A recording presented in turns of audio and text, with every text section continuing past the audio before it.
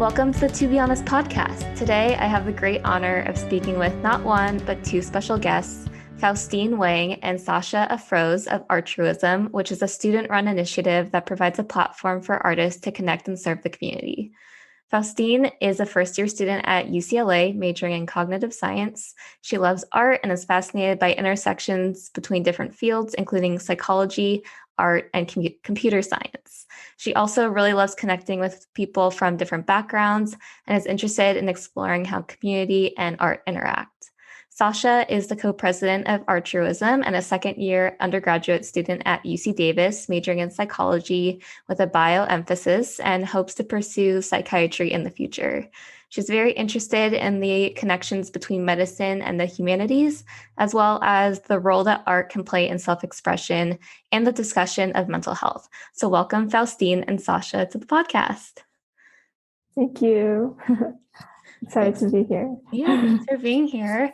I like to ask every guest to start off. To be honest, how are each of you doing today? And I'll start with Sasha. To be honest, I'm pretty excited and a bit nervous for today, but yeah. Yeah, hopefully it'll be just like a casual conversation. And I'm excited to hear about Artruism. And Faustine, to be honest, how are you doing today? To be honest, I'm doing pretty well. I got a pretty good night's sleep today. And I'm feeling pretty energized. Yeah. Sleep is the best thing in the world and super important. So I'm glad you got lots of sleep last night. So to start off, I would love to hear more about Artruism. For those who haven't heard of it, what is it and how did it start? So Artruism is basically an initiative that Faustine and I started. And basically we started around COVID. We've everyone sort of felt like it was hard. We didn't know what to do, couldn't control the situation. So then we just decided that it would be best to give back a little bit. So we started Artruism by connecting a passion of ours, art and service, by giving back to domestic service workers and different people during COVID. But then over time, it sort of evolved into a more of a community where we all a bunch of artists sort of get together and talk with each other and really bond over that. So that's sort of how it started and where it is today. Yeah, that's awesome. And you guys started it when you were in high school, is that right? Yeah, we started it. It was my senior year and Faustine was in junior year. Yeah, so you guys have been around for a little while now. It's weird to say that considering it feels like COVID just happened, but also happened years ago. So I feel like we're in a time warp, but it sounds like you guys have done so much since then with Artruism. So how do you connect the artists with the community service agencies that you work with? How does that process go? Yeah. So we have been doing different focuses that are surrounding certain topics. Initially it was about organization that serves domestic workers. And we also moved on to having a focus around mental health and things like that. And under these focuses, we would run different events and activities for artists to participate in. And we would also accept commissions to funders for these causes. Yeah. And as of now, we have been kind of building a little bit of a community on Discord and Instagram for people to just come together and connect. Yeah. That's so cool. I really love the fact that you're building a community, especially around these important topics. And I know one of those topics, like you mentioned, is mental health. So how do you hope that Artruism intersects, or how do you think it already does, and how do you think it will continue to intersect with mental health?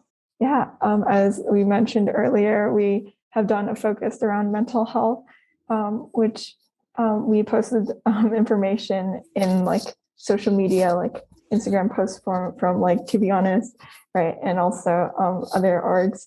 And we also ran events like Art Telephone for people to feel connected by doing art and redrawing each other's art pieces and seeing the differences and similarities between each other.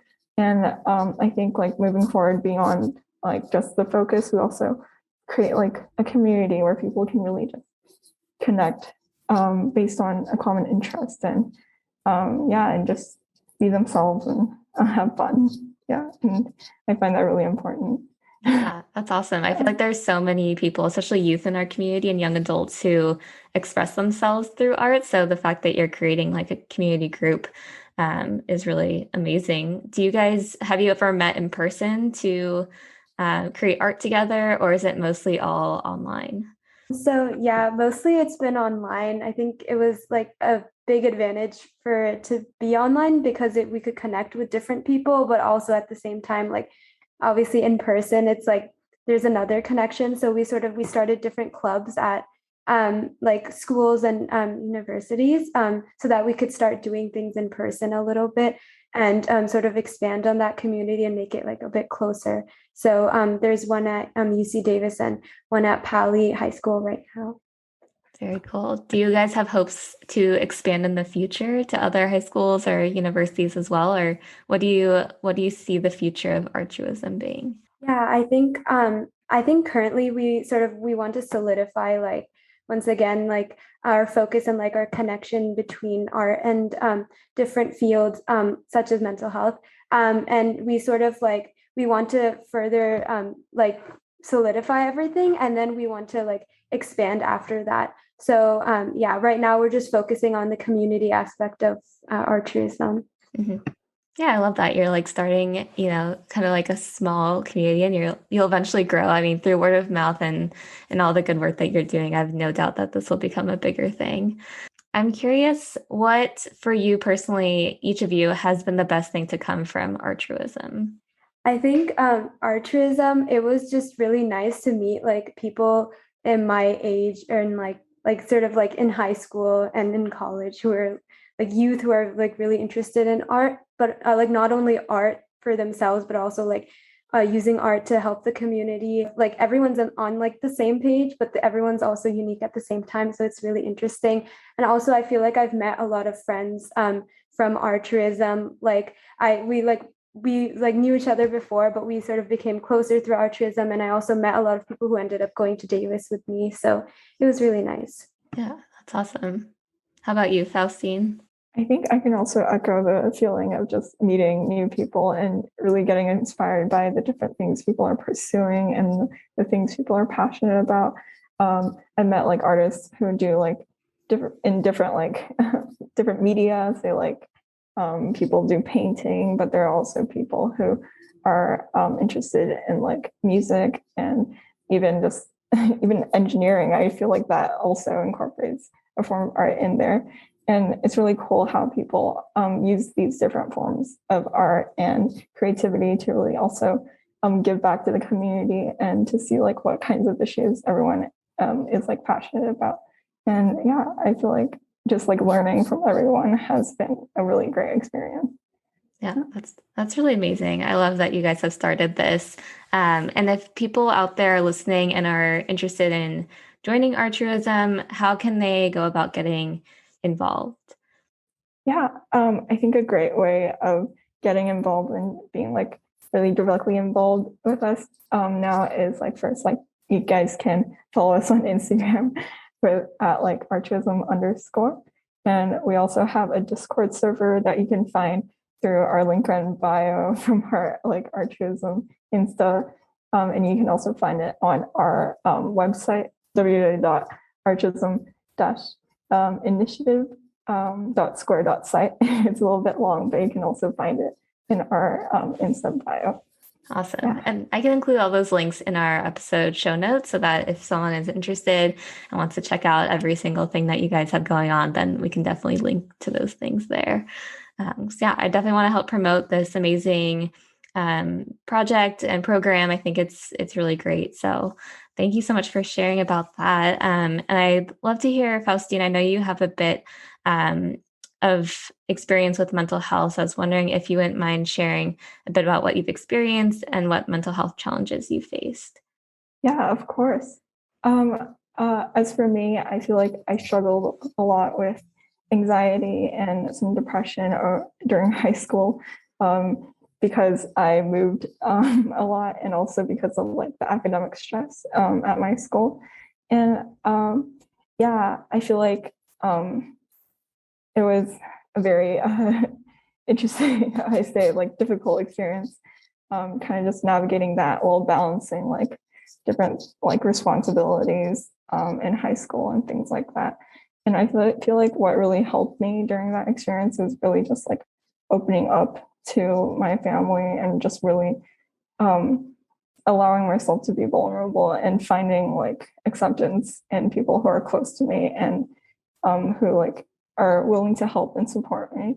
And like from the flip side, I have like learned from that like how important it is to really offer like an empathetic ear and like space to allow people to open up to, because I feel like when I received that like positive response, that's when like my healing began. That's amazing that you were able to have that support system.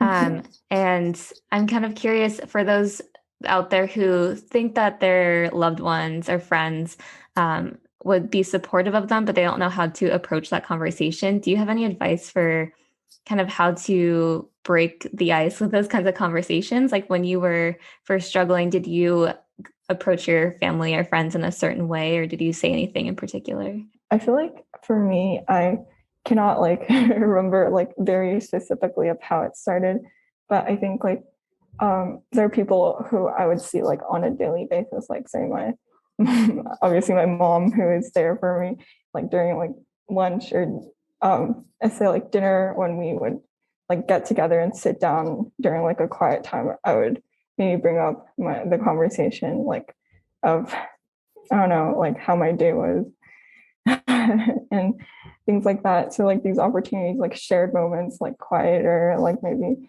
kind of safer, sit down with someone and have the opportunity to have like deeper conversations, is when I was able to like kind of begin like exploring these things. Yeah. Mm-hmm. Yeah, no, I think that's really good advice, because there are those moments in the day where we ask like our loved ones or friends, like, oh, how was your day? So having those opportunities to kind of really share how you're feeling, I think is important. And people will either catch on to patterns or maybe ask you there on the spot, like, how can I help? Or are you going through something?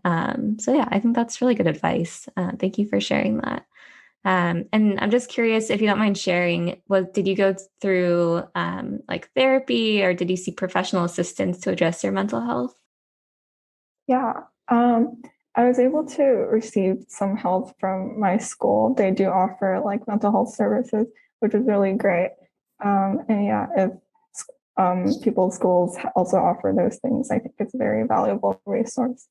Yeah, definitely. I know Santa Clara County, we're privileged in some ways because we do have social workers and counselors on campus, but I know in some districts more than others that it's like one counselor, social worker per high school. So it could be difficult to see someone.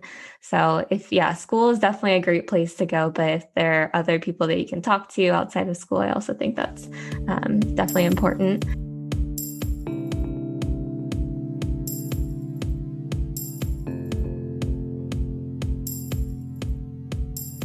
I'd love to talk with both of you about mental health in a more general sense. So I'm curious, what is something that each of you does on a regular basis to take care of your mental health?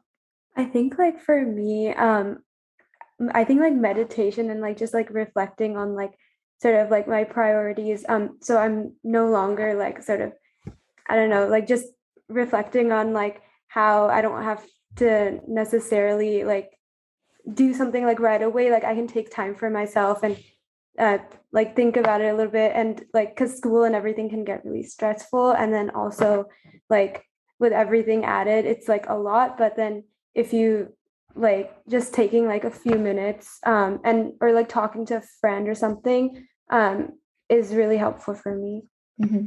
Yeah, I like the idea of like taking breaks for yourself, like either meditating or, like you said, talking to a friend, or finding those little moments throughout your day where you can kind of step away from what you're supposed to be doing, or the chaos that, kind of consumes our life sometimes.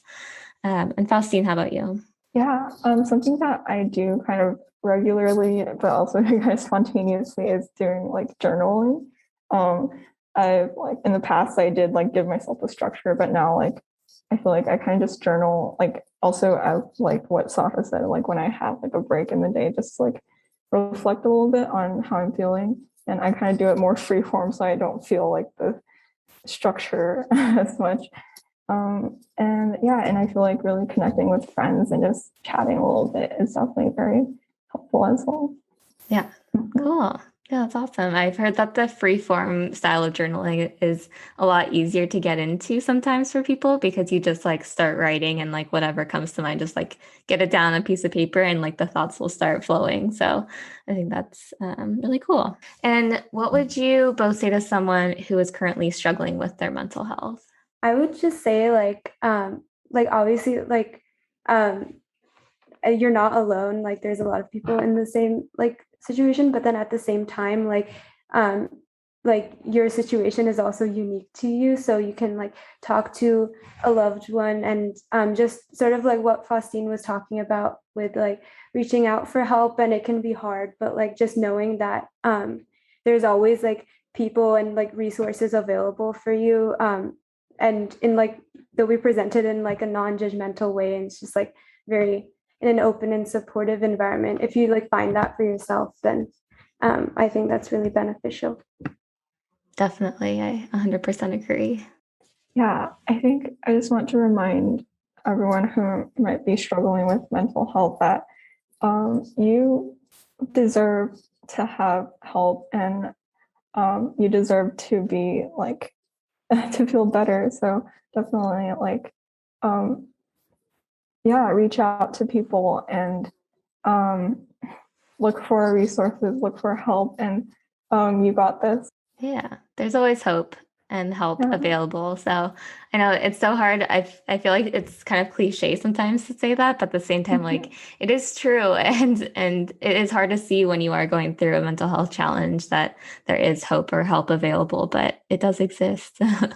And this is kind of maybe a tough question, so I can give you each a moment to think about it. But I know that since you both came from like the Palo Alto School District, which is kind of like a more like pressure cooker environment and stressful environment, what are ways that schools or the community itself can address mental health or the stigma around mental health? Some ways to start like addressing stigma uh, in my opinion, I feel like just really opening up like the conversation, like allowing it to happen and like providing different opportunities where people can just like sit down and talk. And also just like having like peer connections as well, like allowing like peers who have struggled with mental health and who may have experiences kind of like come together and really just have an open conversation of how like what it's like and to let people know that like yeah, this is happening, like you don't have to go through it alone, and like there are people out there who are also struggling and there are also help out there for you. So just really like opening it up the conversations and allowing it to like really happen on like a school-wide kind of like platform. Yeah, definitely. I think normalizing it is so important. So giving those like students, staff, everyone the opportunity on campus to kind of talk about it and open and safe space is super important. Sasha, do you have an idea? Yeah, I mean, I agree with the opening of the conversation. I was going to say something similar about how like just like making sure that like everyone like in the school, like they sort of they feel like they're able to have that conversation and they feel like they're able to provide a platform for any like friend or peer who's in a similar situation, as well as like sort of like know that people are going to be there for them. So I think just like decreasing the stigma and like that sense. Yeah. Yeah, I think that's great. And Faustine, you had something to add? Yeah, and I feel like the importance why it's so like important to really be open and honest about this is that like I feel like as like people like every day we like to kind of like mask all the things that were going on, like that's going on, and then like from every individual's perspective, like it seems like, oh, everyone's like okay, but then I am struggling through things like this. But in reality, like many people also are struggling. So like just being honest and being open, like, oh, that norm actually is like we all have like different struggles. So it's okay. Yeah. And that kind of reminds me, I don't know if you guys have experienced this as it's I know your first year, Faustine, your second year in college, Sasha.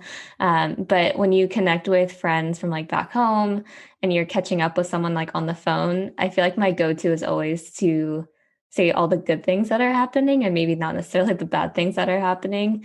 And I feel like it's so important for us to, like you said, Faustine, like to kind of just not mask our true feelings and really share what we're going through, because those people are there to support us, even though sometimes it's really hard to do that, especially when you haven't talked to someone in a while. You don't want to feel like you're burdening them with your problems. But it's good to be open and honest and share your feelings with people you care about, because they care about you too. Any other last thoughts on mental health or stigma? I think kind of adding on to the last part that you mentioned, like calling people from home. Yeah, I've had some calls with friends in college who are adjusting, because like also like going to college is another different step in life. That's like adjusting to a new environment and things like that.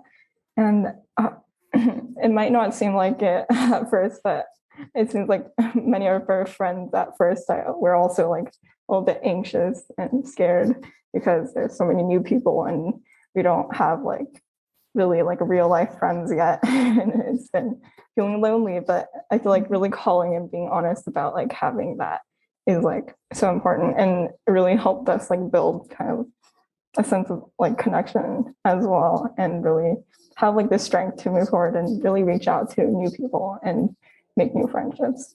So so I think it's really important to have these, honest conversations. Yeah. Awesome. Well, on that note, I think that's a great way to end our conversation. But I just want to thank you both for taking the time to talk with me about mental health and Artruism. You guys are doing some amazing things.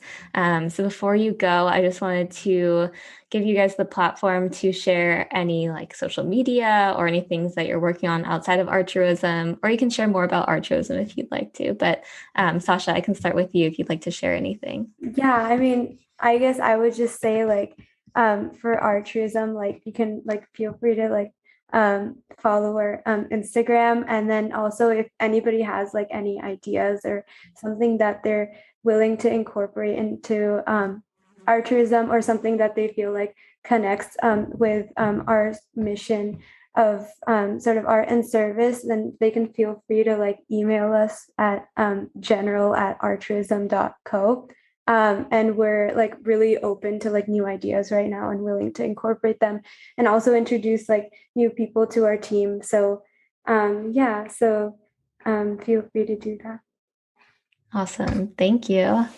And Faustine, do you have anything to add on? Any social media? I think I can start out with, if you are interested, you can check out my art account at faustine.art.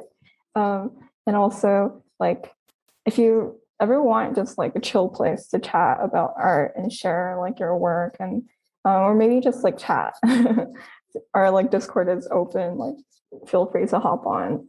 You can find that on our Instagram and our website, and I would love to chat with you.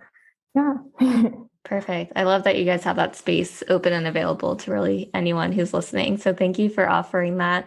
And thank you again for being on the podcast. I think a lot of people will love hearing about Artruism and your stories and your experiences. So thank you again. And I hope we can chat again soon and stay connected.